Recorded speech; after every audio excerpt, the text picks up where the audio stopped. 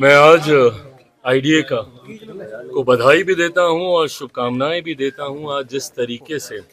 उन्होंने डेयरी से जुड़े हुए जितने भी वर्टिकल्स हैं, जितने भी स्टेक होल्डर्स हैं, आज उनके साथ उन्होंने जिस तरीके से 52nd इस कार्यक्रम का आयोजन किया, ऐसे में मैं ये मानता हूं कि इस क्षेत्र में आगे बढ़ने की अनंत संभावनाएं हैं। कैसे इस क्षेत्र को और मजबूती से आगे बढ़ाते हुए राष्ट्रीय ही नहीं अंतर्राष्ट्रीय स्तर पर इंडियन डेयरी एंड डेयरी से जुड़े हुए प्रोडक्ट्स की पहचान हम लोग अंतर्राष्ट्रीय स्तर पर कैसे लेकर जाएं, इन तमाम विषयों पर आज यहाँ पर चर्चा हुई है। अभी भी ये चर्चा आगे चलेगी। मैं मानता हूँ कि भारतीय पदार्थ की एक संभावना है कि वो अंतर्राष्ट्रीय बाजारों में भी अपनी एक महत्वपूर्ण पहचान बना सकते हैं।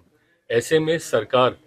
के माध्यम से जो भी बॉटलनेक्स हैं या चैलेंजेस हैं इस सेक्टर से जुड़े हुए, हम लोगों ने निरंतरता में प्रयास किया है उसका समाधान करने का। ये सेक्टर मेरी सरकार के लिए, मेरे प्रधानमंत्री के लिए कितना महत्वपूर्ण है, इसी से ही पता चलता है। जिस तरीके से एक अलग मंत्रालय का निर्माण, नहीं तो एग्रीकल्चर के अंतर्गत ये विभाग आता था,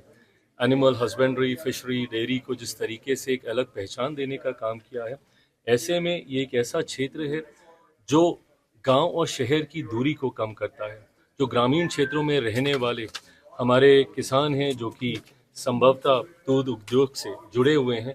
उनको कैसे शहर के साथ जोड़ने का काम करता है। जब हम लोग विकसित भारत के निर्माण की हम लोग बात करते हैं और जब प्रधानमंत्री जी ने लक्ष्य दिया है 2047 तक भारत को एक विकसित देश बनाने का, उसमें डेयरी इंडस्ट्री का एक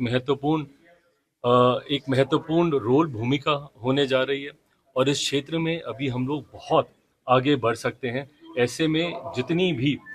कुछ समय पहले जीएसटी को लेकर इस क्षेत्र में काफ़ी कंसर्न्स थे, प्रधानमंत्री जी ने उनकी इस भावना को भी सम्मान देने का काम किया और डेयरी से जुड़े हुए अधिकांश वस्तु जितने भी थे प्रोडक्ट्स,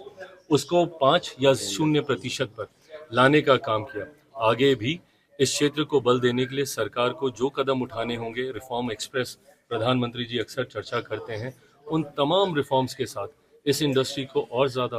बेहतर रूप में ट्रांसफॉर्म करके परफॉर्म करने का हम लोग कार्य करेंगे।